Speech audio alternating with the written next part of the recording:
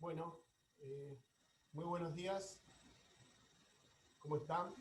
Buen día, profe. Bueno, vamos a iniciar la clase de hoy. Hoy tenía con la doctora Santiago, pero por una cuestión de los temas, por la que arranco yo con el tema del proceso, porque ella creo que va a venir un proceso en la próxima clase. Es un tema de correlatividad con respecto a los temas. Eh, Hoy vamos a ver justamente el tema de proceso. ¿Qué es el proceso? Las diferencias con otras figuras, vamos a hablar también de acción, ¿sí? Y aguárdeme, antes que me olvide, a ver si está Natalia Durán, ¿está? Bueno, si no antes de terminar la clase, pregunto. Natalia Durán, que le tengo que mandar un mensaje antes que me olvide, si no al finalizar la clase les digo. Bueno, vamos a hablar de lo que es el proceso judicial, ¿sí? Eh, Cuando nosotros al comienzo de la clase, de las clases de elementos, había, se les fue dando tres elementos o tres aristas muy importantes para tener en cuenta acá y empezar a estudiar. En la primera etapa hablamos de lo que era la jurisdicción. En jurisdicción, según lo vieron con la doctora Marisa Pereira, y ahí pudieron abordar todo lo relacionado a las funciones también del juez, del Poder Judicial, la competencia, este apunte tan importante que mencionamos que de Alvarado Belloso y demás. O sea, que el derecho procesal contiene tres elementos o tres aristas fundamentales. ¿Cuáles son? Jurisdicción, acción y proceso. ¿Sí? Bueno, hoy vamos a hablar, dentro de lo que contiene el derecho procesal, el proceso. ¿Sí?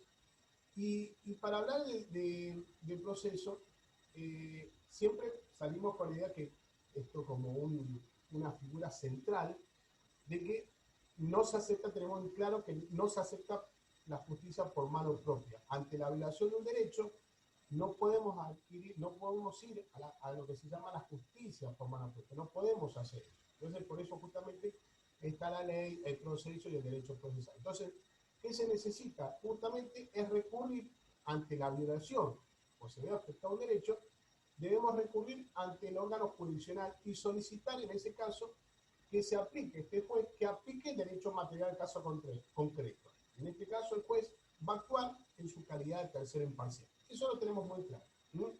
¿Qué es la jurisdicción? ¿Qué se entiende por jurisdicción? Bueno, a partir de ahí, de esta intervención del juez, ¿de qué manera se van a dar ciertos actos procesales? Y el acto procesal propio va a ser por medio de la demanda. Hablamos del proceso civil. En el caso del proceso civil hablamos de una demanda. En el proceso penal estaríamos hablando de lo que sería una querella. Y en este caso el juez donde va a llegar a una sentencia. En el proceso, cuando no tenemos la idea del proceso, la expresión proceso, partiendo de lo que no el proceso como la expresión propia, lo que el proceso, ya entendemos que el proceso no hay idea de progresar, de ir avanzando a través de ciertos actos. Hay procesos químicos, procesos biológicos, procesos físicos y demás. Por supuesto que si nosotros agregamos o completamos o tenemos la idea del proceso judicial, que vamos a tener que la idea justamente que se van a dar ciertos actos procesales, se van a ir realizando actos, ahora son actos procesales, para llegar a un resultado, a una finalidad. ¿Y cuál es la finalidad en este camino del proceso? Es un camino donde se dan varios actos procesales y el objetivo, la finalidad es lograr esa sentencia. Esa sentencia que va a permitir esta situación de seguridad jurídica ante una sentencia. Bien. Por eso que hablamos del proceso judicial, es el resultado que toma justamente el juez va a tomar conocimiento, toma conocimiento de la causa y dicta una sentencia. ¿Y la finalidad cuál es? La del proceso judicial. Es aplicar el derecho material al caso concreto. Y ese juez va a actuar en su calidad de tercero imparcial. Entonces, partiendo de esta idea de proceso, que entendemos como proceso, ¿ya? Proceso judicial, ahora decimos proceso judicial, tenemos que tener claro ciertas características o ciertas situaciones que son propias del proceso, que implican justamente una operación, como yo le decía decir, progresiva, porque va progresando para llegar a una finalidad que es la sentencia. Y es compleja. Entonces ya subrayamos. Como una de las características es progresiva. Progresiva. La otra característica del proceso que es compleja. ¿Por qué es compleja? Porque justamente dentro del proceso se dan un conjunto de actos que van a estar relacionados y en eso intervienen peritos, abogados, testigos. O sea, por eso se produce esa complejidad. Volviendo al tema de recién, le dije entonces, ya tenemos que es progresiva, porque justamente cada acto procesal va progresando y va marcando cuál es el resultado para llegar a esa finalidad. Va avanzando. Compleja por intervención de varios actos, conjunto de actos, conjunto de sujetos, abogados, peritos, jueces, secretarios, testigos, etc. Otra característica que es muy importante dentro del proceso, ya del proceso judicial, es la cantidad, es el proceso es metódico. Entonces, implica que el proceso tiene una característica que es metódica. ¿Por qué? Porque en primer lugar, para lograr este resultado, el juez sí o sí tiene que tomar conocimiento de los hechos, de todo esto, y tiene que establecer el juez justamente el método que va a utilizar, hay reglas preestablecidas dentro del proceso, que la misma ley, que el mismo ordenamiento procesal establece cuáles son las reglas para seguir en este camino, en esta complejidad, para llegar a esa sentencia definitiva. Y el método justamente este método, cuando se utiliza, es llamado el método histórico crítico. Y es un método que, primero que es un método justamente prescrito por el ordenamiento jurídico procesal, es el método que se va a utilizar para llegar a la sentencia, o sea, cuando estamos hablando del proceso judicial. Y es histórico crítico porque tiene relación, es ese método que empleaban los jueces de la antigua Grecia, para en la forma que investigaban esos hechos. A partir de ahí se le da este nombre de proceso histórico crítico, método histórico crítico, y no decir método judicial, en honor al gran historiador Heródoto. Por eso tiene. Y lo que contiene esta característica del proceso dentro de la característica del metódico, de ser metódico, compone tres operaciones fundamentales que hace a esta idea de que sea metódico. Primero, la heurística. La heurística es determinar cuáles son las fuentes, esas fuentes informativas, y qué medios se van a utilizar para llegar a esa sentencia.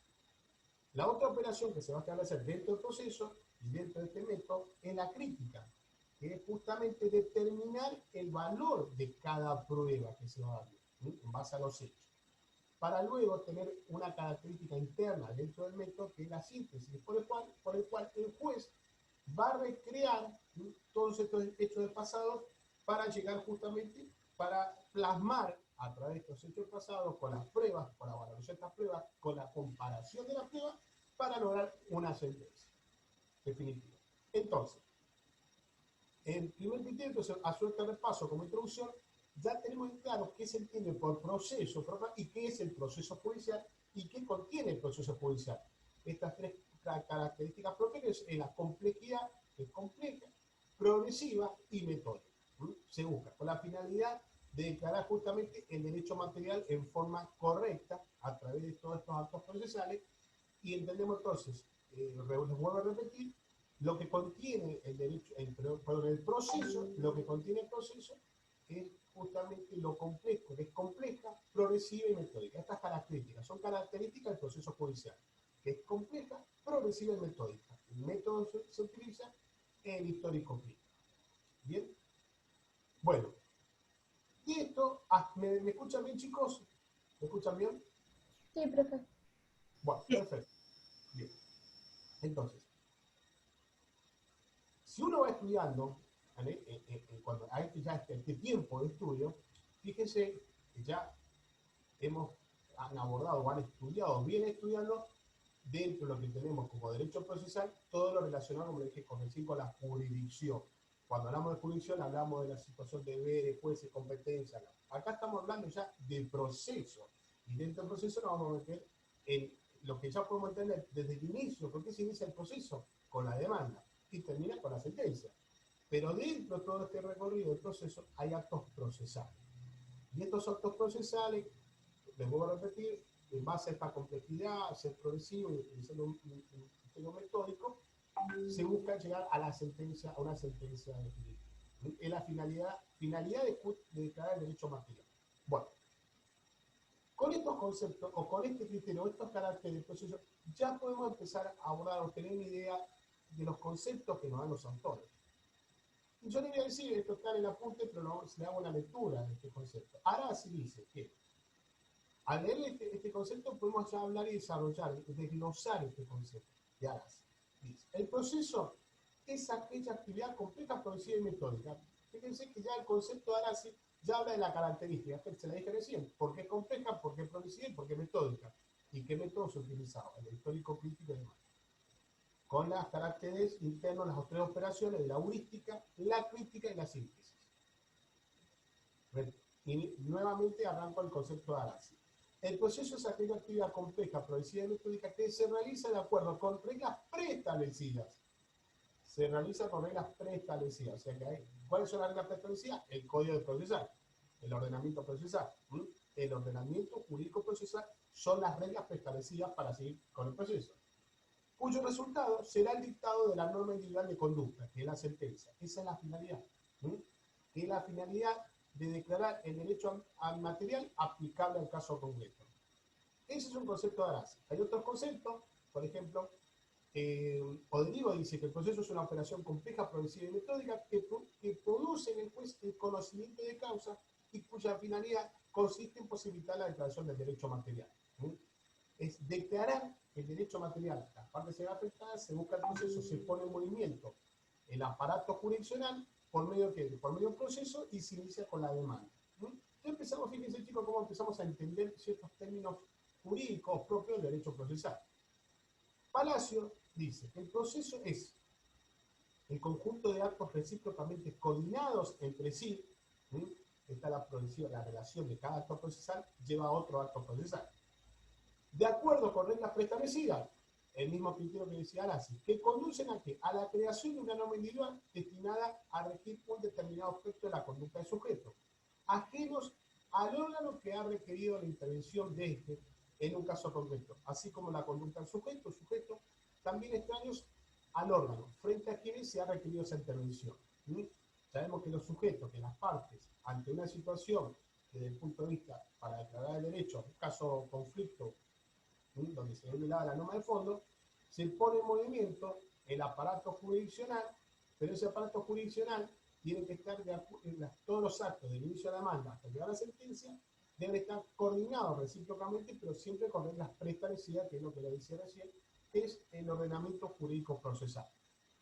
Entendemos que ya hay sujetos, y estos sujetos estamos hablando de jueces, secretarios, y qué actuación y qué comportamiento van a tener cada uno de estos sujetos dentro del proceso. Cuando hablamos cuál es el comportamiento del juez, cuando hablamos de un perito, cuando hablamos de los testigos, de las obligaciones y deberes, y se empieza este cúmulo de relaciones internas para llegar a esa sentencia. Bien. Muy claro están los conceptos. Estudien una sentencia porque se les pregunta ¿qué es el proceso? Y ya tienen tres conceptos acá de Arasi o de Diego Palacio. Arasi, muy claro el concepto. Bueno, de esto nos ha llevado, y hay que tener claro, que muchas veces uno trata de, o busca hacer una distinción. Es muy común hablar y confundir, y poner proceso y confundirlo con juicio, procedimiento, expediente. Acá tenemos que hacer una distinción, porque el juicio es distinto a hablar del procedimiento o del expediente en sí. Y son diferentes técnicamente cada uno, porque cuando hablamos de juicio, justamente el juicio es lo que hace el juez, el valor que va a hacer el juez, esa valoración que hace el juez en la sentencia. Parece un juicio de valor, parece una lógica, por su conocimiento. Después vamos más adelante, vamos a ver en la segunda etapa, cuando hablemos de la valoración, la apreciación que hace el juez para llegar a la sentencia, la valoración que hace el juez en cuanto a las pruebas y a los hechos afirmados por las partes y las pruebas producidas para llegar a una sentencia. El juez también es un criterio de valor, por su conocimiento, por su experiencia, etc. Entonces, cuando no podemos decir que juicio es lo mismo que el proceso, porque si hablamos técnicamente, lo que es juicio es cuando el juez conoce los hechos y el derecho y llega el momento de la sentencia. Hace un juicio, de la palabra correcta, acá hace el juicio del juez de valor, para declarar ese derecho particular. Si hablamos de expediente, ¿qué es el expediente? No es proceso el expediente. El expediente son los conjuntos justamente de escritos que establecen las partes, los peritos y demás, y se van acumulando en el proceso en forma correlativa.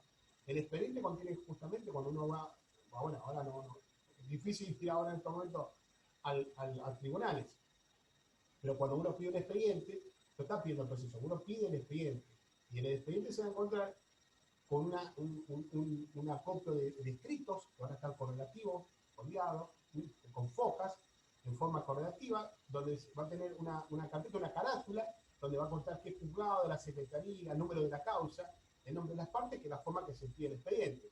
Por ejemplo, yo pido un expediente, tribunales Ramírez contra Gutiérrez por daño y perjuicio. Y te va a decir, doctora, no me acuerdo, ¿puede decirme el número? Bueno, y uno va, cuando dice el expediente, en su estudio, guarda el número de la carátula, los nombres, guarda también el número del expediente para pedir. El sistema de forma presencial sería eso. Y si no, uno de la mesa virtual, ahora con la mesa de entrada virtual, uno entra por el número de carátula o por actor o por demandado. Pero eso sería el expediente. De alguna manera es lo que lleva al conjunto de los escritos de las partes y los jueces. No es lo mismo, no es decir, hablar de expediente con proceso. Otro concepto que también se lo confunde, se lo equipara, es procedimiento. Y cuando hablamos de procedimiento, acá estamos hablando de las distintas etapas que comprende el proceso. Son las distintas etapas. Porque dentro del proceso, yo puedo estar en la etapa del procedimiento probatorio. ¿Sí? Es un eslabón, es un punto, es un momento del proceso. ¿Sí? Porque cuando hablamos del proceso, es el todo. Y es el conjunto de todas las etapas del proceso, de todas las etapas del procedimiento probatorio. El proceso contiene todo, que se inicia con la demanda y termina con la sentencia. Dentro del proceso el procedimiento, está el procedimiento del alegato, y uno en la terminología puede decir, bueno, ¿en qué etapa está? Estoy en la parte del procedimiento probatorio. ¿Sí? No puedo decir en el proceso probatorio, el procedimiento, porque es una de las etapas que comprende el proceso. Esto a suerte de distinción, cuando hablamos cuáles son las diferencias y tener bien claro el concepto de proceso y diferenciarlo con otros términos que muchas veces se utilizan como sinónimo del proceso. Como decía recién, juicio, expediente y procedimiento. Pero hay que tener en claro qué significa, qué son cada uno de estos conceptos. Bueno, ahora, siguiendo, para hablar del proceso, y tener en claro cuál es el proceso, uno tendría que ir a la naturaleza jurídica del proceso. ¿Por qué? Porque lo que establece la doctrina con el tiempo es en qué situación, en qué lugar está el proceso, qué autonomía, qué independencia. ¿Y por qué le digo esto? Porque nosotros, cuando hablamos del derecho procesal, el derecho procesal, les voy a repetir, contiene la jurisdicción, la acción y el proceso. Pero el proceso en su situación es parte de la pregunta si yo salgo, el proceso corresponde, es parte del derecho de fondo, es un contrato, o sea, ¿qué es el proceso en sí como concepto? Tenemos muy claro, o sea, yo le dije al comienzo esta definición de Horacio, de Vigo o Palacio, pero todo esto fue el resultado de también llegar y establecer que el proceso es independiente, es un instituto totalmente autónomo, porque en un comienzo se lo confundía o se lo equiparaba o se lo tomaba como parte del derecho de fondo. Y esto tiene que ver de hacer un estudio prolijo, que ustedes tengan una idea, es muy extenso el tema. Yo igual les voy a dar una idea, una característica de lo que hace a la naturaleza jurídica del proceso, para llegar a esta idea de autónomo, que el proceso es independiente para en la naturaleza jurídica del proceso se establecieron varias teorías, hubo muchísimas teorías.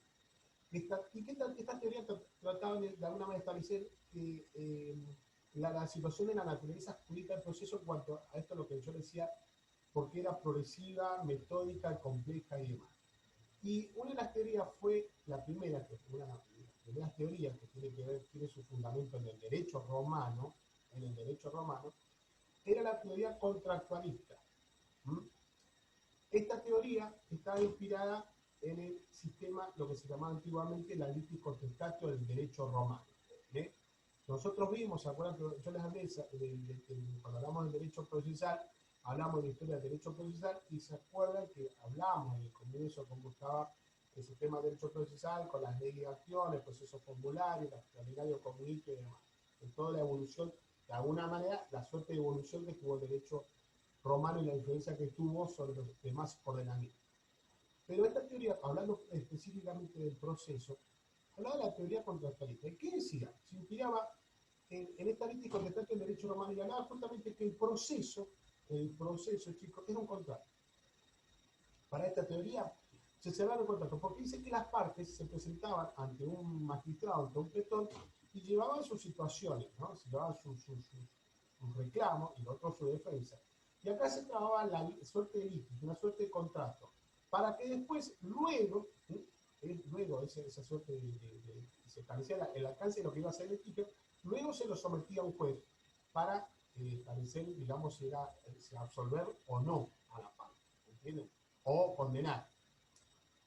Eh, pero lo que se creaba acá, que justo el efecto más importante es que nacía de una suerte de contrato. ¿Mm? Y después se partía de una idea de contrato el proceso. Entonces, puede quedar muy claro acá que no hay una autonomía, o sea, que era propio de un sistema, digamos, de derecho de fondo. O sea, equiparaba al que el proceso era un contrato. Era un contrato. No podemos dar una autonomía. Y el juez está obligado a pronunciarse sobre esos puntos que habían generado en esa lista contestada. Con el tiempo hubo críticas, por supuesto, que fue muy fuerte esta situación con respecto a esta naturaleza jurídica contractual del derecho romano que se establece esa lista contestar, esa suerte de contrato de las partes ante un pretor y consideran que el proceso no era más que un contrato. Entonces, ante esto hubo una suerte de crítica o de justificar que estaba la doctrina o la escuela de la doctrina que es lo que llamaban lo del cuasi contrato, decían que no era un contrato. ¿Por qué? Porque esto decían que sostuvieron que era un cuasi contrato porque fundamental que el demandado en general, iba al proceso pero iba en contra de su voluntad. Porque si nosotros tenemos el criterio de contrato, tenemos que estar la libre voluntad, que las partes inician un contrato porque hay voluntad de partes, tanto de la parte actual, en este caso de Pedro y Juan, que hace un contrato, hay una voluntad de partes para hacer una compraventa, para alquilar y demás. Entonces, ¿cómo iban a justificar que dentro del proceso el demandado no tenía voluntad de parte? No tenía, estaba obligado a ello. Entonces, ¿qué dice esta teoría para justificar esto? Decían que era en sí el proceso, la naturaleza jurídica corresponde a un cuasi contrato, ¿por qué? Porque el demandado concurre el proceso contra su voluntad. ¿Mm? Y esta teoría trata de una manera de salvar esta suerte de justificar esa concepción contractualista. Pero seguimos con la situación de esa relación contractual o cuasi contractual. Todo este desarrollo del proceso, de esta naturaleza jurídica del proceso, se va como de alguna manera justificando, va cambiando, se va modificando, va mutando. Y ahí aparece la teoría de la relación jurídica. Ahora pasamos a otra teoría. Esta teoría de relación jurídica fue expuesta por Boulon, en Alemania, y luego fue desarrollada por otra doctrina, en este caso por la doctrina de Chiovenda, en Italia. ¿Y qué sostiene esta teoría? Justamente sostiene una relación jurídica procesal donde todos intervienen, o sea, se crean obligaciones y derechos para todos los que intervienen, tanto el Estado, su poder judicial, con las partes con el Estado, las partes entre sí. Decían que había una relación jurídica de obligaciones y derechos y obligaciones que lo intervienen en el proceso. En esta situación, siguiendo esta complejidad, Chiovenda establece cierta característica en esa relación jurídica de derechos y obligaciones, afirma que hay una relación pública, porque interviene el Estado, compleja, lo que decíamos dentro de la característica, unitaria porque es propia y autónoma. Y pública porque deriva justamente de esta actividad pública, que es la de administrar justicia. Entonces, hubo muchos seguidores con esta teoría con respecto a la relación jurídica y que decían que el derecho procesal en su naturaleza era una suerte de obligaciones y derechos para los que intervienen en el proceso, tanto jueces, partes y demás. Esta teoría fue criticada por otro autor que se llamaba Billing, que dice que más que una relación jurídica, el derecho procesal era una actividad jurídica. Es decir, de alguna manera, a medida que se va avanzando, va mutando esta situación, se busca que el proceso de la finalidad separarlo de esta cuestión al comienzo de esta teoría contractualista del derecho romano, y se le busca dar una autonomía, por supuesto, pero se le va dando cierto contenido diciendo que en la parte de, por ejemplo, lo que decía recién, en la teoría de la relación jurídica, decía que entonces el proceso no es un contrato, pero es una relación jurídica, porque nace derechos y obligaciones entre las partes y el Estado y el Estado de las partes. ¿Bien? ¿Hasta ahí van bien, chicos? ¿Bien? ¿Me escuchan bien? Sí, sí, bien. Perfecto, muchas gracias, Carolina. Eh, Vamos avanzando con esta teoría. Y acá sí, esta teoría es muy importante. ¿Por qué? Es la teoría llamada de la situación jurídica. Teoría de la situación jurídica. Eh, Su gran expositor fue Goldsmith. Goldsmith. Goldsmith rechaza, como digo acá en el apunte, rechaza todo lo que tiene con el concepto de esta idea de la relación jurídica y habla de la situación jurídica. Y habla de la situación jurídica porque dice que al iniciarse el proceso, la situación del procesal queda una situación de espera, de situación hasta que se llega a una sentencia. O sea, que el derecho de fondo queda una situación latente, ¿sí? A expectativa, de espera. Pero acá lo que pone muy en claro Goldrich, comparándola con la teoría de Boulon, dice que las partes, acá vemos que no hay derechos y obligaciones entre las partes. Primero, si hay deberes, por decirlo así, del Estado o del juez, son deberes que nacen de la son del derecho administrativo, del derecho constitucional o de la ley propiamente dicha. O sea, el juez tiene un deber, ¿sí? En caso de no cumplir con el deber, ya lo vimos cuando vimos la clase pasada, están todos los mecanismos para la remoción de un juez, destituirlo por su mala conducta o su mala función, ¿sí? Por cometer delitos y demás, que era lo que vimos en la clase anterior. Entonces, la idea es que decimos que no hay derechos ni deberes. Acá lo que tiene pues un deber desde el punto de vista administrativo del Poder Justicia, ¿sí? En base a estas reglas preestablecidas, y esto nace del derecho administrativo constitucional de la propia ley, de la propia ley. Ahora, nos preguntamos, entonces las partes, ¿qué tienen? Según la teoría de la relación jurídica, hablamos de derecho de obligaciones. Y esta teoría de Goldman dice que no, en las partes no hay derecho de obligaciones. Lo que tienen las partes son cargas, ¿sí? Son cargas. De alguna manera hay un estímulo de decir, que significa que si yo a una persona lo demanda y no contesto la demanda, ¿sí? Yo tengo una carga de justamente de procesal, ¿sí? De contestar una demanda. Si yo no la contesto la demanda, me voy a ver afectado los resultados de esa sentencia, pero no tengo la obligación de contestar una demanda. La parte no tiene la obligación en este sistema dispositivo de acompañar todas las pruebas, o no hay una suerte acá estamos hablando de cargas procesales, que tiene que ver con el imperativo y el propio interés. Porque acá se establecen justamente ventajas de realizar o no un acto procesal. Hay una expectativa, el hecho de contestar o no contestar una demanda. ¿Sí? Al momento de contestar la demanda o presentar la prueba, me voy a liberar de una carga procesal. Pero acá no estoy obligado. Entonces esta teoría de Goldman hace hincapié y pone más que deberes de las partes tienen carga procesal. Ahora, cuidado acá, que dentro del proceso hay que distinguir. Porque cuando yo le hablaba recién de la complejidad, que son los sujetos que tienen un proceso, tanto juez, testigo, perito, nos tenemos que preguntar, si viene el juez y tenemos la hora de respuesta, tiene el deber de dictar sentencia porque así lo establece la ley, porque lo establece el derecho administrativo, y si no cumple con eso, por supuesto, va a tener sus consecuencias, destitución, remoción, supresión, etc. Las partes decimos que tienen carga, que hacen el imperativo del propio interés, expectativa de obtener y liberarse, ¿sí? De contestar o no, o acompañar o no una prueba. Ahora, también en el proceso intervienen testigos. Y estos testigos no tienen carga, tienen deberes. ¿Sí? El testigo tiene un deber de comparecer, de decir la verdad y demás. Lo que tenemos que resaltar acá es en esta justificación de entender qué es el proceso en base a las distintas teorías de la naturaleza jurídica, este término o esta idea que pone Goldman de esta situación jurídica, esta situación que queda latente, esta espera del derecho de fondo hasta que se dicte una sentencia, pero en ese mientras tanto las partes tienen una carga procesal y no tienen deberes. Por eso hablamos de esta situación única. Es muy claro, y acá el término justamente, Goldman reemplaza este concepto de carga, lo reemplaza con el concepto de deber.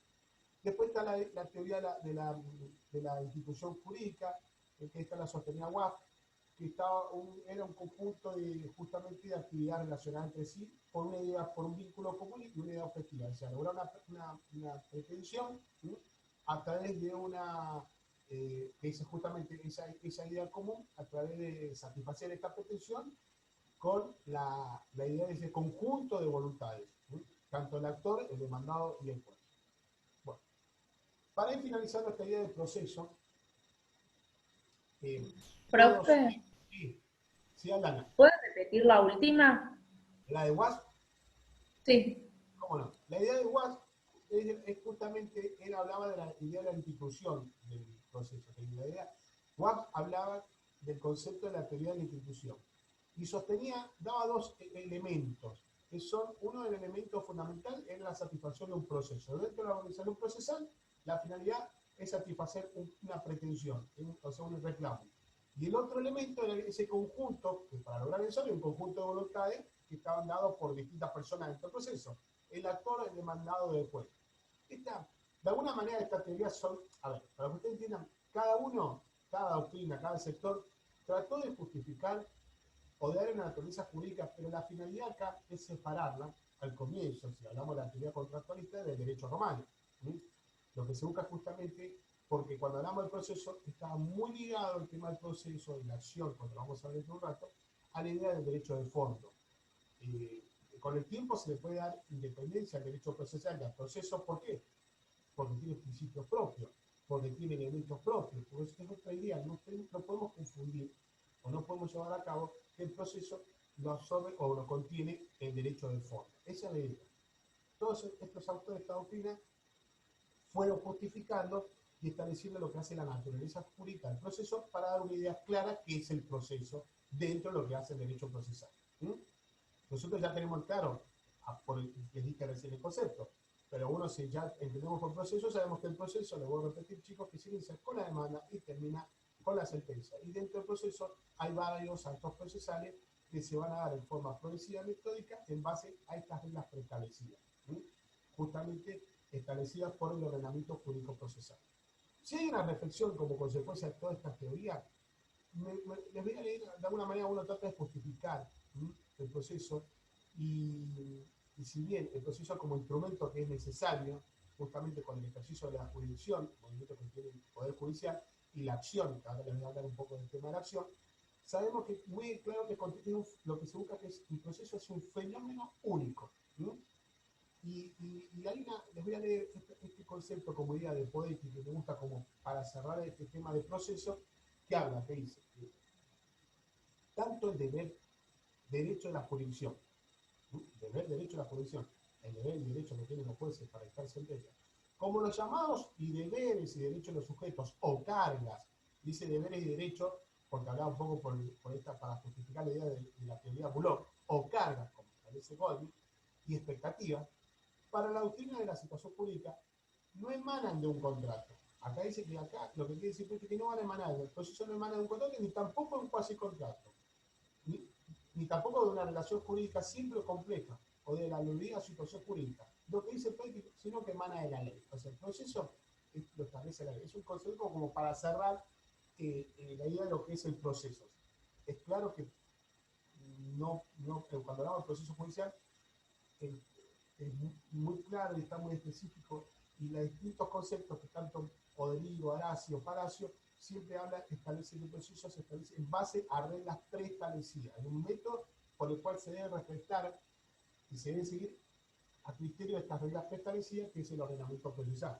Y el ordenamiento jurídico procesal no es otra cosa que la ley. ¿Sí? Bueno, acá hemos terminado, digamos, con el punto del proceso. ¿Alguna pregunta con respecto al proceso? Y pasamos a otro tema. A ver, les leo un poco el chat. Bueno, a ver. Acá me pregunta, ¿cómo era el nombre de la teoría de Goldman? La teoría de Gómez se llama la de la situación jurídica. Acá está contestado. Muy bien, muchas gracias. El último nombre, la última teoría es la teoría de WASP, que es la institución. Bien, está contestado, repito. Y me escuchan bien para una chica, la realidad no sé, se escuchaba muy bajo. ¿Me escuchan bien ahí? Sí, ¿Sí? profe, se escucha bien. Un poquito bajo, pero se entiende. Bueno, me voy a acercar un poco para ver, para, no sé, porque no sé, porque trato de subir el micrófono y no sé, debe ser la camarita esta, que tiene un micrófono bastante débil. 5 minutos para pasar a otro tema. ¿Qué duda tiene con respecto al proceso? ¿Qué dudas tiene? ¿Mm? Si no hay dudas, le voy a hacer 3 puntos de repaso para este tema. Lo que ustedes tienen que saber acá del proceso, 3 puntos, son, primero, el concepto. El concepto se los digo. De Horacio, Palazzo, en base al concepto, me va a llevar a los caracteres del proceso, que son justamente lo complejo, lo progresivo y metódico. 2,5. A ver, pues son varios puntitos como suerte repaso. ¿Qué entendemos por cada una de las cuestiones? ¿Qué entendemos por ser progresivo, metódico, complejo? ¿Qué método se utiliza, chicos? ¿Qué método se utiliza? Ojo, el método método se utiliza. ¿O por qué es progresivo y metódico? ¿Cuáles son las diferencias con los otros institutos, por ejemplo, con las otras ideas o esta forma de establecer la diferencia con otros conceptos como procedimiento, expediente, juicio y demás? Y por último, la naturaleza jurídica de esta naturaleza jurídica, tener una idea y qué quiere decir cada una. ¿Por qué se habla del contrato? ¿Por qué era el cuasi contrato?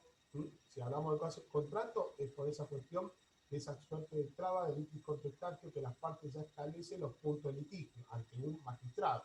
Es un contrato, es esta teoría del derecho romano. Cuasi contrato porque justamente el demandado no había libertad de voluntad de presentarse. Estaba presionado, o sea, el demandado iba obligado. Después estábamos hablando de la relación jurídica, la que hablaba de Boulon. De la relación jurídica hablaba de derechos y obligaciones que existían entre las partes, el Estado, el justicia, el Poder Judicial con las partes, después con las partes con el juez, o las partes de las partes. O sea, una suerte de derechos y obligaciones de las partes. Y en contraposición nace la nueva teoría, que esta sí es muy importante, que es la de Goldwyn. Porque si hablamos de Goldwyn, subrayamos, resaltamos, que habla de la actividad de la carga, de la situación jurídica, de una situación latente del derecho de fondo hasta que se llega a una sentencia. Está en expectativa, en espera. Y las partes están estimuladas por carga, por el imperativo del propio interés de contestar o no, o de presentar o no. Pero les dije recién que no son cargas para todos. ¿Por qué? Porque si dentro del sujeto proceso, dentro del proceso intervienen varios sujetos, como por ejemplo los jueces, el juez no tiene una carga, tiene un deber, y este deber nace de la propia ley. ¿Sí? Si no, les cae la consecuencia. Las que tienen carga son las partes. ¿Por qué? Porque también intervienen en el proceso los testigos, y los testigos no tienen cargas, tienen deberes. ¿Ok? Bien, pasamos a otro tema. Pasamos a otro tema. Ahora vamos a ver otro punto. No sé, yo se las voy a dar, chicos, por las dudas, prefiero dárselo. No sé si entra en el parcial, pero yo por las dudas se lo doy. Prefiero darlo. Bueno, es difícil y se relaciona con esta bolilla. Al comienzo arranqué diciendo que el derecho procesal contiene la jurisdicción, el proceso y la acción. Ahora vamos a hablar de la acción. El concepto de acción, que también tiene teorías, y vamos a diferenciar con otro concepto, con la pretensión, con otros elementos. La acción, justamente, establece esta suerte de una cuestión de una suerte de dinámica, ¿no? Que tienen los particulares, volviendo al mismo criterio al comienzo, que no pueden hacer justicia por mano propia. Entonces se le reconoce esa potestad de solicitar la intervención del órgano judicial a fin de que ampare su derecho y solucione conflictos jurídicos. O sea, quien tiene la acción la va a tener las partes. Las partes tienen la acción. Entonces, si hablamos de acción, es la potestad que tiene que se tiene frente al Estado para que para poner en marcha el aparato jurisdiccional.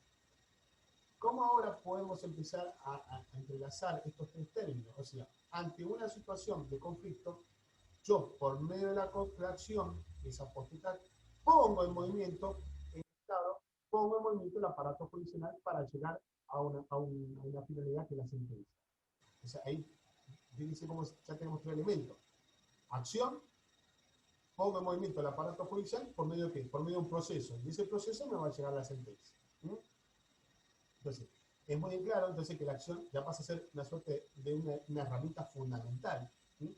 Para obtener ese acceso a la jurisdicción. La herramienta que me lleva a poner en movimiento la jurisdicción es la acción. Y esa acción es de raigambre constitucional. La Constitución, me lo dice a través del artículo 33, 18, 16, me establece de qué manera yo puedo reclamar y no hacer justicia por mano propia. ¿Cómo hago para poner en movimiento el aparato jurisdiccional? ¿Cómo hago yo para iniciar un proceso? Ese proceso que estamos hablando. Por medio de la acción. La acción. Y acá tengo que tener muy claro qué se entiende por acción y también diferenciar con lo que es la demanda o la pretensión. No hay que confundir tampoco la acción con la demanda y la pretensión, como hablamos al comienzo, de no confundir el proceso con el expediente o el juicio o el procedimiento. Acá la acción tenemos que separarla del concepto de lo que es demanda y pretensión. Porque si hablamos de acción, imagínense, es justamente esa potestad, esa fuerza que da la Constitución, que le da la Constitución, para poner en movimiento el aparato jurisdiccional y activar un proceso y llegar a una sentencia. Y volvemos, como al comienzo, parece que es otra hoja, pero del mismo tipo, pareciera que es la misma situación, porque necesitamos justificar esta idea de acción. Así como hablamos de la naturaleza jurídica del proceso, por qué se llama proceso en las distintas teorías, como la dije recién, la de contractualista, cuasi contractualista, la de relación jurídica, situación jurídica, la de institución. En este caso, en acción, también vamos a hablar de teoría para entender qué es la acción. Y en ese sentido, tiene que ver con este origen, con esta esencia del derecho romano. Que tanto el proceso, que si bien hablamos que el proceso era un contrato, la acción para la teoría clásica, justamente, que viene, su gran expositor fue Savigny, y está basada en el derecho romano, identifica justamente a la acción con el derecho subjetivo. ¿Qué significa esto? Que la acción es un elemento del derecho de fondo. Que la acción, para esta teoría, dice que se va a poner en movimiento. ¿Cuándo se va a poner en movimiento la acción? Cuando sea por consecuencia de una violación. Se va a ejercitar la acción porque se ve violado un derecho subjetivo. Es decir, el elemento acción está incorporado para esta teoría clásica del derecho romano de la escuela de Savigny, va a estar totalmente, lo absorbe el criterio del derecho de fondo. O sea, si se ve violado o afectado el derecho subjetivo, inmediatamente pone en movimiento la acción.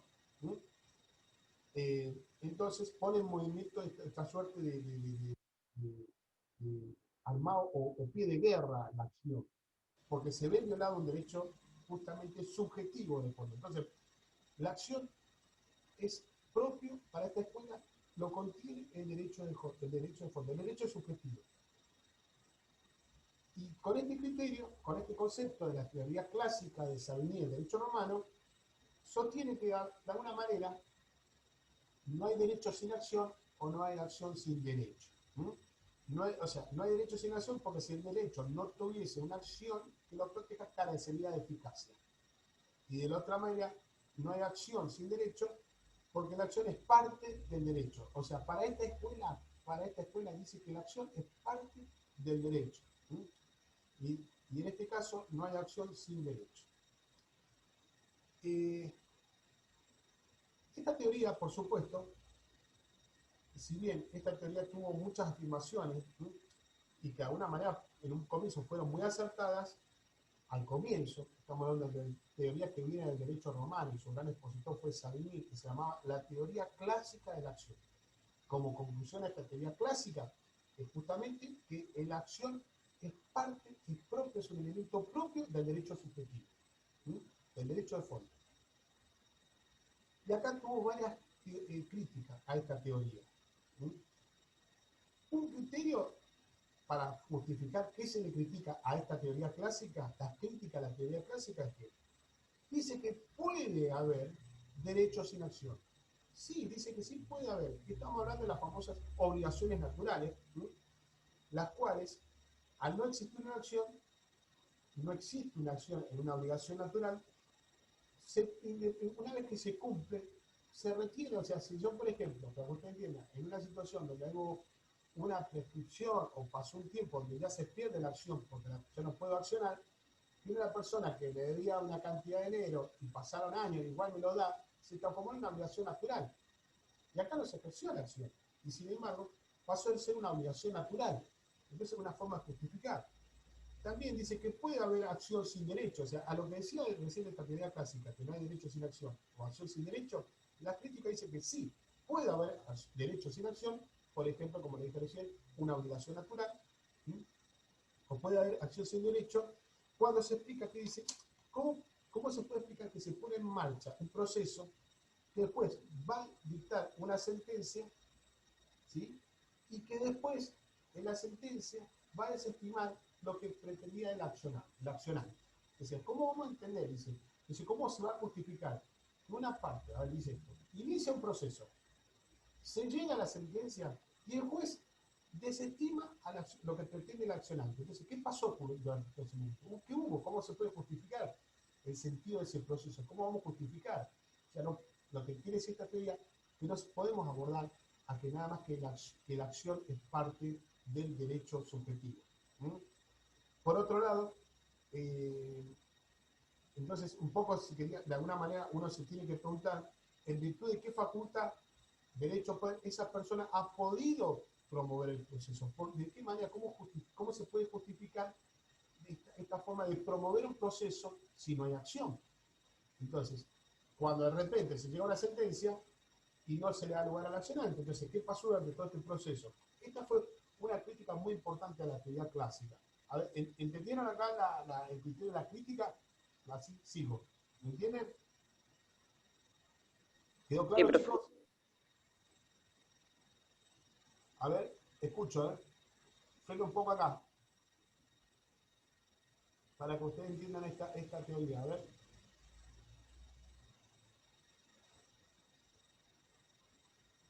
¿Sí? ¿Todo bien? sí, profe. Bueno, buenísimo. Sigo. Entonces, si hablamos de la teoría clásica, si hablamos de esta teoría clásica y la crítica a la teoría clásica, que dice que, miren, a ver, usted entiende esto, si uno pone en movimiento el proceso se pone en movimiento porque hay una acción, y esta acción justamente tiene raigambre constitucional en las normas del artículo, los artículos 18, 33 y 16. Lo que quiere decir es separar que la acción es una cuestión de autonomía y no es parte también del derecho del fondo, como decía la teoría clásica. Por eso se la critica que dice que sí puede haber acción sin derecho.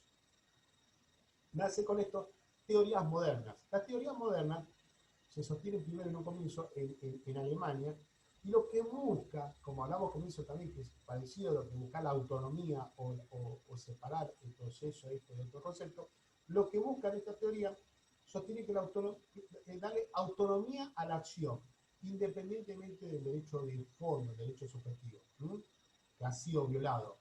O sea, acá hay una autonomía, no porque sea violado o no el derecho de fondo, tiene relación con la acción. ¿Sí? No lo absorbe. La acción es aparte, es independiente, es autónoma, más allá de ese derecho de fondo que haya sido, de ese derecho subjetivo que ha sido violado, como decía la teoría clásica. De ahí sus grandes expositores fueron justamente Winchell en Alemania, o Mutter. Estamos hablando de 1800, casi 1800, 1850 y algo. Y esto provocó una suerte de idea, una polémica entre la idea de lo que era la acción. Imagínense, era empezar a separar o criticar o determinar esa idea que tenía esta escuela clásica de que el derecho subjetivo sobre la acción. ¿Sí? Y decían que, por ejemplo, Wilczek dice que sostiene que cuando hay ante una obligación de un derecho no se origina una acción, sino una pretensión jurídica, ¿sí? Una pretensión hacia el demandado. Buster, por el contrario, también sostuvo que la acción era un derecho público subjetivo, pero que se ejercía contra el demandado para obligarlo a cumplir. Y también decía acá que también se lo obligaba al Estado, ¿sí? Para prestar esta tutela jurídica. O sea, ya se empiezan a dar relaciones de independencia entre vínculos entre el actor y el demandado y el actor, y las partes con el Estado. Entonces, ya ahí empezamos a tener una cierta autonomía y lo separamos de esta famosa escuela clásica del derecho de fondo. Bueno, a partir de ahí, tenemos en claro en esta teoría moderna dos conceptos que avanzaron y van de alguna manera llevando a esa bandera, que es la autonomía de la acción y este carácter público de la acción. ¿Sí? Otras orientaciones, también que se las puedo enumerar, también se hablaba de que la acción es a través de un derecho concreto. ¿Sí? ¿Por qué un derecho concreto? Porque se dirige contra el Estado y contra el demandado. Pero este autor, que era Watch, que hablaba de este derecho concreto, dice que solo habría acción cuando la sentencia es favorable. Entonces, vuelve la crítica, es decir, dependemos entonces de esos derechos subjetivos, si han sido favorables, es para decir que hubo acción o no. Otra crítica. Otro, para romper esta idea del derecho concreto, se hablaba del derecho abstracto. Otras orientaciones, ¿no? Y acá es importante, se los digo, se los leo. Dice que la acción es un derecho abstracto de obrar, independientemente de que sea fundada o infundada. Es decir, que es un derecho público subjetivo que incumbe a todos los ciudadanos por el solo hecho de serlo y cuyo objetivo consistirá en la prestación de la actividad jurisdiccional, cualquiera sea su contenido en el fallo, ¿sí? Sea favorable o no sea favorable. Vemos que las teorías modernas le van dando una idea de autonomía a la acción y la separan de este criterio de derechos subjetivos. Otros conceptos, se los leo. Giovenda habla de que la acción es un derecho potestativo. Se los leo porque cada idea le va dando esta suerte de autonomía y va separando a los que queremos establecer acá. La acción es un derecho potestativo que se lleva a cabo contra el adversario y frente al Estado. Acá dice que no va contra el Estado, sino va frente al Estado, porque lo que busca en sí la acción es provocar esta actividad del órgano jurisdiccional. Lo que se busca en la acción es que se ponga en movimiento el aparato jurisdiccional para luego establecer a través de un proceso si esta sentencia es favorable o no. Pero el elemento que pone en movimiento esta potestad que tiene las partes es justamente de poner en movimiento el aparato jurisdiccional por medio del proceso para llegar a una sentencia. No estamos hablando de acción que tiene que ver cuando se ve que es parte del elemento del derecho subjetivo violado. Fíjense ya con esta idea de derecho potestativo de que venga, como ya estamos dándole un carácter totalmente autónomo a la acción, ¿sí? De derecho público y cuál es la finalidad de la acción y que no es un elemento del derecho subjetivo violado. ¿Sí? Entonces podemos estar hablando de que puede haber acción sin derecho o derecho sin acción, como hablamos del caso de la obligación actual. Couture habla del derecho constitucional. La acción es el poder jurídico que tiene todo sujeto de derecho de acudir a los órganos jurisdiccionales para reclamarle la satisfacción de una pretensión. ¿Sí? Palacio habla también de la acción es el poder de hacer valer una pretensión. Arasi, les leo lo de Arasi, porque ya nos va dando un cierre, así como hablamos recién del concepto que era proceso para Arasi, acá Arasi nos da un concepto de lo que es la acción.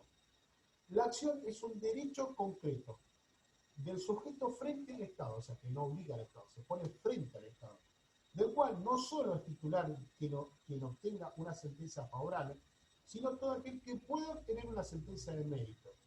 Esto no significa que será titular del derecho de acción todo aquel que se pretenda ante el juez haciendo una petición, sino solo aquel que pueda lograr un pronunciamiento expreso sobre el fondo de la cuestión en debate, sea favorable o no. ¿Sí? O sea, que el titular de la acción es justamente toda persona que busca, ¿sí? Lograr poner en movimiento el aparato jurisdiccional, porque la acción tiene justamente la Constitución me da la fuerza que yo puedo peticionar ante las autoridades y poner en movimiento el aparato jurisdiccional y lograr una sentencia de mérito que puede ser favorable o no, es independiente al derecho, el tema que se está planteando el derecho de fondo. Alvarado Belloso dice que la acción procesal es la instancia por la cual toda persona puede ocurrir ante las autoridades para presentar una pretensión que no puede ser satisfecha directamente por esta, sino por una tercera persona, es decir, por el juez, y deberá integrar necesariamente la relación dinámica que se origina en tal motivo. Hablamos de suerte de tanto de acción, hay una acción bilateral, porque cuando hablamos así como hay una pretensión del actor de reclamar una pretensión de que se declare a favor de un derecho de fondo, también está la situación del demandado de defenderse o poner excepción o defenderse. La acción que tiene el demandado de poner en movimiento el aparato jurisdiccional en razón de su defensa. No es que hablamos que la acción es propia del actor, hablamos de la bilateralidad de la acción de las partes. Hay tanto acción del actor en su reclamo como en la acción del demandado en defenderse.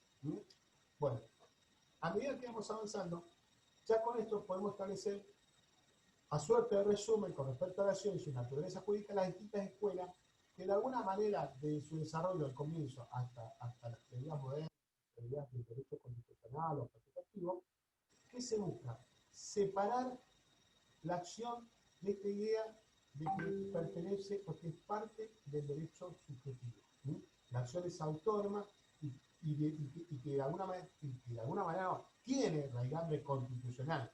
Las partes tienen la potestad de poner en movimiento el aparato jurisdiccional para llegar a una sentencia justa por medio de un proceso, que es lo que hablamos recién. Porque si ustedes analizan, si piensan en esto, dentro del sistema, yo inicio, a través de un proceso se inicia con la demanda, inicio de la demanda, ejerzo la acción. Y puede pasar que la sentencia no es favorable y no tiene nada que ver con el tema de fondo, porque después le generan hipótesis y expectativas. Pero se ejerció, la pregunta, ¿se ejerció? ¿Se hizo la acción? Sí, porque la acción tiene la Constitución, le da la posibilidad, el valor, la posibilidad de yo poner en movimiento el aparato jurisdiccional. Entonces, muchas veces ejerzo la acción y no logro no logro una sentencia favorable, pero puse en movimiento el aparato jurisdiccional. Ahí viene el tema sentido de la acción. O sea, no se relaciona con si es favorable o no el que se decrete esta norma de fondo, el derecho de fondo. Bueno, siguiendo con este esquema de la acción, tenemos que hablar de cuáles son los requisitos de la acción. Y justamente la acción procesal exige ciertos requisitos. Y los requisitos son la legitimación, la vigencia, vigencia e interés. En el esquema digamos, del proceso para el juez, en el momento que se va a iniciar un proceso, el juez va a tener claro va a exigir estos ciertos requisitos. Y asimismo, para llegar a una sentencia de fondo, también va a tener claro los ciertos presupuestos procesables. Son dos aristas, dos elementos. Requisitos de la acción y los presupuestos procesales. Los presupuestos procesales es la famosa doctrina, y esto viene de un concepto doctrinario, justamente de Boulog, que hablaba de cuáles son los presupuestos procesales. Y de esto, de alguna manera pretenden estos presupuestos procesales, pretenden que el juez vaya a dictar una sentencia de mérito en base a unos requisitos, se respeten ciertos requisitos, o que se den ciertos requisitos previos para llegar a esa sentencia. Por el cual el juez va a considerar, este concepto es la idea de doctrina, chicos, es la doctrina de Boulog, donde el juez va a establecer ciertos requisitos para llegar a esa sentencia de fondo que son. Juez competente, ya lo vimos, capacidad de las partes, demanda válida, inexistencia de un proceso judicial en trámite en igual trámite. Aguárdeme un segundito, por favor, que me vienen a dejar un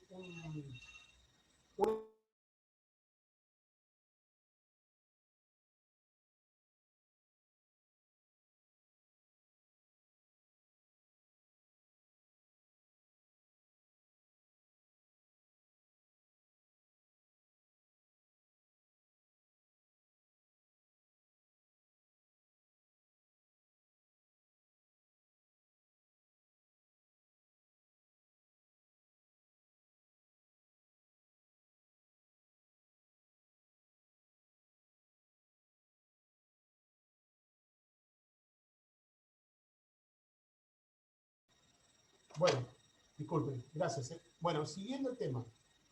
Entonces, el juez, para llegar a una sentencia de mérito, en base a esta teoría que ya vi de la teoría Bullock, que es muy interesante, el juez se va a plantear estas situaciones, si hay juez competente, la capacidad de las partes, una demanda válida y la inexistencia de un proceso de igual, si hay un proceso igual trámite. Y en base a la acción va a establecer estos tres requisitos, como le dije recién: legitimación, vigencia e interés. Cuando hablamos de legitimación, dice que debe haber una legitimación justamente activa por parte de quien ejerce esta acción de derecho, o una legitimación pasiva, quien pretende estar habilitado a contradecir o defenderse. También se va como requisito parte de la acción, establecemos el interés. El actor debe tener un interés en ese pronunciamiento de la sentencia favorable, es decir, esta debe modificar la situación de las partes. Y la vigencia, dentro de este derecho subjetivo, no debe estar prescrito o no tiene que estar en una, o no tiene que haber quedado en una cosa jugada, o sea, ya tener una sentencia sobre esto. Estos serían los requisitos de la acción. Y volviendo a estos conceptos también para comparar, así como hablábamos recién del proceso, que lo comparábamos con la discusión que hacíamos con el expediente, el procedimiento y demás, acá tenemos que distinguir entre acción, pretensión y demanda. Para que tengan claro, la demanda es un acto procesal por el cual se inicia el proceso. Con la demanda se inicia el proceso. Con la demanda es un escrito, es un acto procesal. Con la demanda se inicia el proceso, donde va a tener requisitos, donde se establece quién es la parte actora, el demandado, cuáles son los hechos, qué pruebas se va a acompañar y demás. Dentro de la demanda se establece lo que se llama la pretensión, que es el contenido de la voluntad petitoria. La pretensión debe estar fundamentada en base a la norma de fondo, por el cual la parte o las partes que pretende, cuál es la pretensión. Entonces, imagínense, yo pongo en movimiento el aparato jurisdiccional a través de esa acción, que la acción me lo da la Constitución, las leyes, que me permite a mí poner el aparato jurisdiccional cuando se ve violado un derecho. Lo pongo en movimiento a través de qué? A través de un proceso. Con ese proceso que lo inicio con qué? Con la demanda. Este proceso contiene varios actos procesales. Este proceso es complejo, progresivo y metódico. La finalidad del proceso justamente es llegar a una sentencia. Entonces, dentro de la demanda, el objeto de la demanda es lo que se llama pretensión. La pretensión es el contenido de la voluntad petitoria, es lo que se quiere lograr, lo que busca decir: señor juez, quiero que se le declare a fulano, se lo condene por el daño y perjuicio que me generó en el choque. Entonces el juez, a través de las pruebas, a través del proceso, va a decir: se lo declara culpable al señor Ramírez por el accidente ocurrido en tal fecha. Se lo digo así para que ustedes entiendan. Empezamos. Pregunta número 1. ¿Se ejerció la acción? Sí. Llegamos a la sentencia, lo sabíamos, porque hubo una expectativa dentro de ese proceso. Dentro de este proceso hubieron cargas y hubo una expectativa, una situación. O sea que no podemos, ya la acción es independiente, es autónomo. Pude ejercer la acción, se ejerció la acción. Ahora, ¿cuál fue la pretensión? Que se lo declara el señor Ramírez culpable por el daño y perjuicio. Pregunta número 1. Esa sería la pretensión. El contenido de la voluntad petitoria que lo contiene la demanda, el objeto. El objeto, de alguna manera, inmediato. Porque hay autores que dicen: bien, ahora, ¿qué pasa si el demandado se lo condenó por ese juicio de daño y perjuicio y tiene que pagar una suma de 100.000 pesos por el cual se lo reclama y es insolvente? Es insolvente el demandado. Entonces, si uno hace un análisis de esta situación, de este proceso, tomando estos elementos, decimos: bueno, el señor se inició una acción, ¿sí? Se puso en movimiento del aparato judicial por medio de una acción, al cual se inicia un proceso con reglas preestablecidas, y dentro de este proceso que se inicia con la demanda que contiene la pretensión, y el objeto inmediato era declararlo al señor Ramírez culpable por la suma de 100.000 pesos. ¿Qué pasa si el señor Ramírez es insolvente? Se logró la acción, se inició la acción, hubo interés en legitimación, estuvo vigente, porque se respetaron los requisitos de la acción, fue vigente, hubo legitimación, hubo interés, pero este es insolvente, no tiene plata. Bueno, no se logró ¿qué? El objeto mediato, que es el objeto de alguna manera tangible, por decirlo así. Esa es una suma de 100.000 pesos. Y muchas veces lo que busca el abogado es lograr la pretensión que se le declare y también la cuestión justamente este objeto material, que son los 100.000 pesos. Ustedes, para que empiecen a ver, dentro de la pretensión, estamos hablando de pretensión de criterio de forma inmediata, digamos objeto inmediato, y dentro de la pretensión el objeto mediato. ¿Bien? Y a suerte de, y por último, bueno, el concepto que hablamos de demanda, justamente con la demanda es el acto procesal mediante el cual se inicia la acción. Y dentro de la demanda va a contener la pretensión que hace el contenido de la voluntad petitoria. ¿Dudas hasta acá, chicos? ¿Qué duda tienen?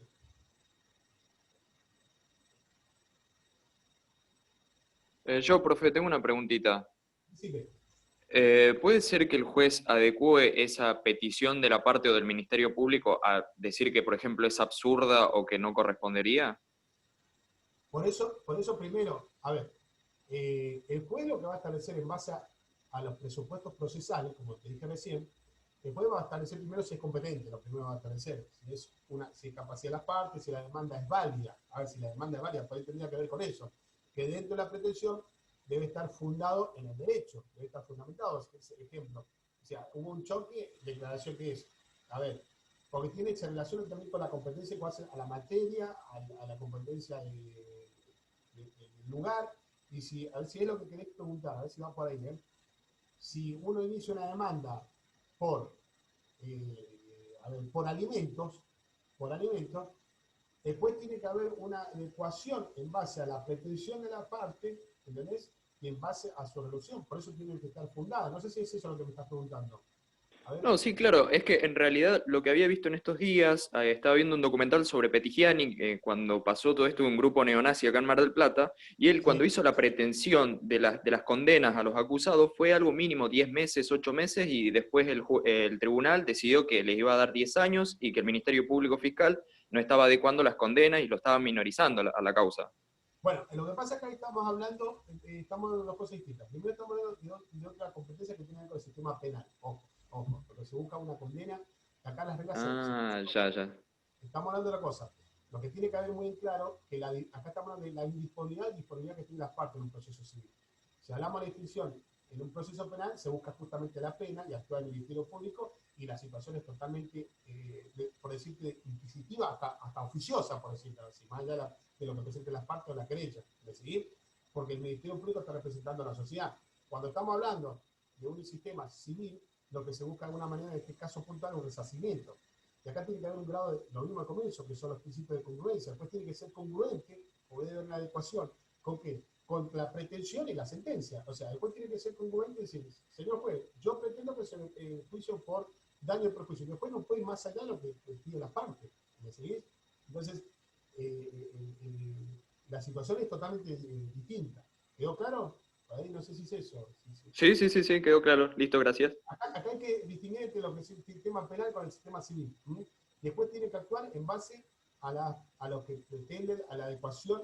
Debe haber una correlación, una adecuación entre la pretensión y la sentencia. Si no, después sería incongruente. Y en este caso puntual, cuando hablamos de pretensión, es el contenido de la voluntad petitoria, es lo que contiene la demanda.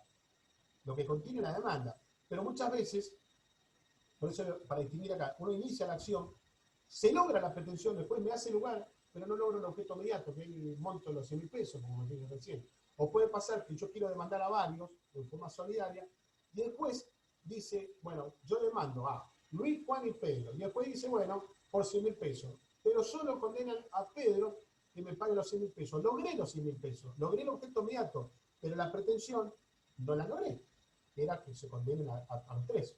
Empiezan a ver cómo, empiezan a entender cómo empieza a jugar esta suerte de juego de pretensión en forma hacia el objeto inmediato y al objeto inmediato. Esta diferencia de entender claro qué es la acción, lo que pone en movimiento la palabra jurisdiccional, tener claro lo que es el proceso, con qué se inicia el proceso, tener claro lo que es la pretensión, tener claro cuáles son los requisitos de la acción, cuáles son los presupuestos procesales. ¿Sí? ¿Quedó? ¿Alguna pregunta, chicos? Natalia Durán, ¿está? Bueno, a Natalia Durán tiene que... Pará, les voy a escribir acá por los de Natalia Durán. Es Para comunicarse es, porque me pidió la doctora Santiago, que creo que había preguntado dónde se tenía que comunicar, o si ahí el centro le había pasado el canal de comunicación, con acá traes elementos, comisión 1.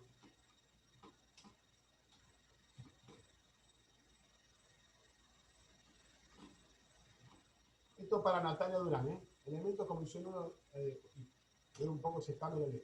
Bueno, ¿qué dudas tiene con respecto Profe, no está igual. Bueno, yo por la duda se lo pongo, si está grabado lo va a ver que era elemento comisión 1. No está. Chicos, ¿qué duda tiene con respecto al proceso? No es complejo acá el tema, no es difícil. Yo por ahí le expliqué todo este tema de la naturaleza jurídica porque lo tienen que saber.